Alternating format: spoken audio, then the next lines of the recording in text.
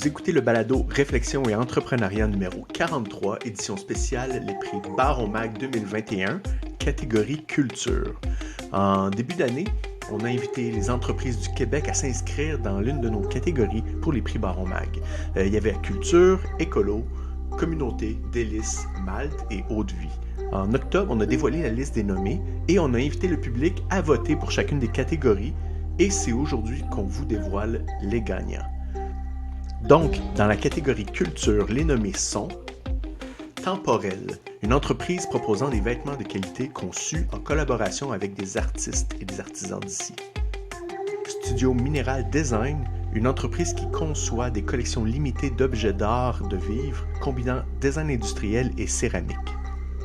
Cinéma Public, une plateforme québécoise de contenu cinématographique avec une offre en marge des circuits commerciaux. Bravo Musique, une maison de disques et talents qui représente des artistes de la scène locale. Pop Montréal, une organisation qui soutient les formes d'art indépendantes en présentant des talents artistiques émergents et célébrés du monde entier. Fatal Art, une galerie d'art en ligne mettant de l'avant les artistes femmes.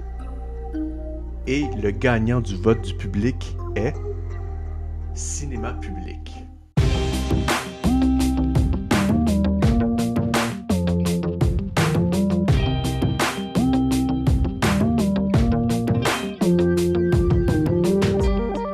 Bonjour, je m'appelle Aude Renaud-Lorrain, je suis co-directrice du Cinéma Public.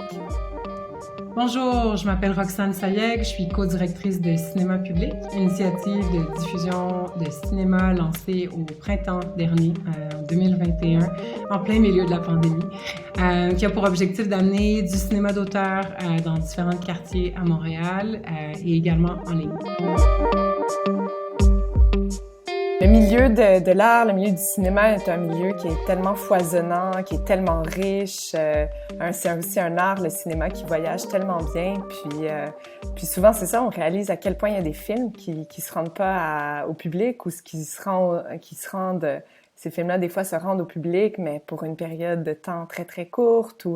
Donc finalement, le fait de s'inscrire dans un cinéma de quartier qui va apporter une programmation à un public, puis une programmation autant locale, mais aussi internationale. Je pense qu'il y a déjà des cinémas qui font ça à Montréal, mais il n'y en a jamais trop, puis il y a encore beaucoup, beaucoup d'œuvres qui doivent être projetées sur grand écran. Puis c'est en ça, je pense qu'on s'inscrit dans un certain manque à combler parce qu'on a envie de présenter des films. C'est ça qui, selon nous, mérite d'être partagé.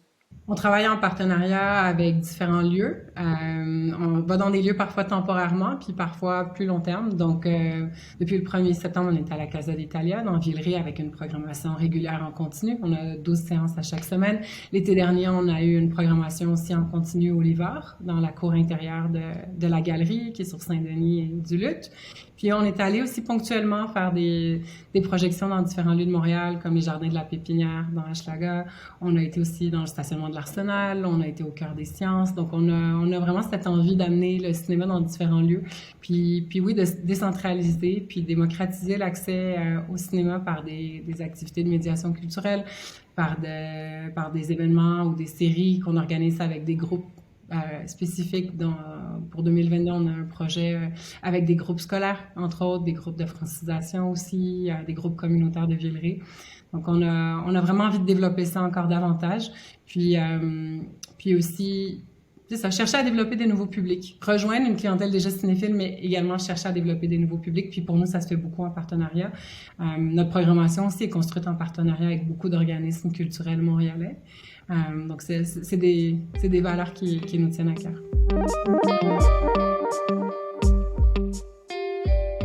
Aude et moi, on travaille dans la diffusion de films depuis plusieurs années. J'ai dirigé le Festival des rencontres internationales du documentaire de Montréal pendant plusieurs années. J'ai travaillé aussi pour des festivals au Mexique et en distribution de films au Mexique.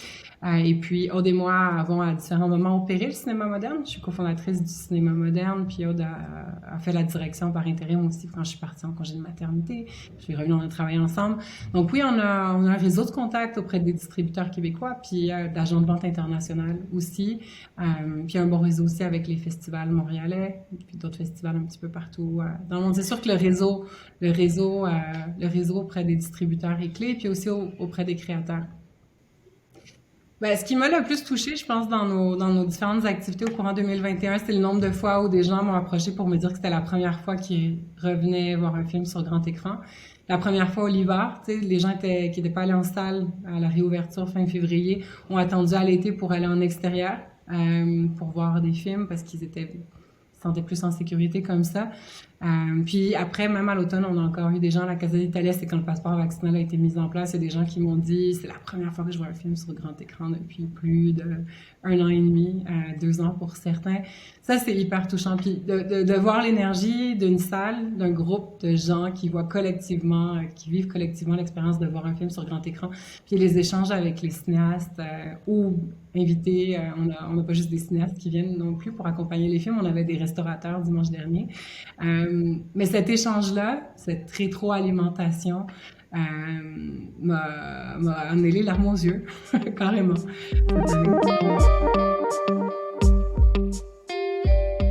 On a un projet d'avoir un lieu permanent à nous. Oui, c'est un projet qu'on aimerait voir réalisé en 2022. Sinon possiblement en 2023, mais oui, on travaille activement à ça en ce moment. Avoir un lieu permanent ancré dans un quartier où on aura une programmation en continu de films, avec un espace café-bar aussi pour socialiser, pour organiser différents types d'événements. C'est un gros projet sur lequel on travaille déjà.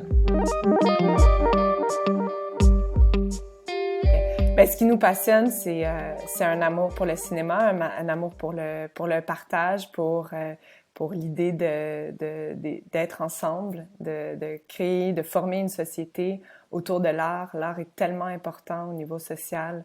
C'est tellement aussi une facette qui est malheureusement un peu mise de côté des fois par les politiciens, mais c'est ça, l'art est fondamental, puis il faut qu'on en discute, il faut qu'on utilise l'art comme un terreau pour échanger, pour créer la société de demain. Donc, c'est ce qui me passionne, moi, à travers tout ce projet-là. C'est tout ce qui a trait à cette espèce de continuité, collectivité à travers l'art, de bâtir ensemble un avenir commun.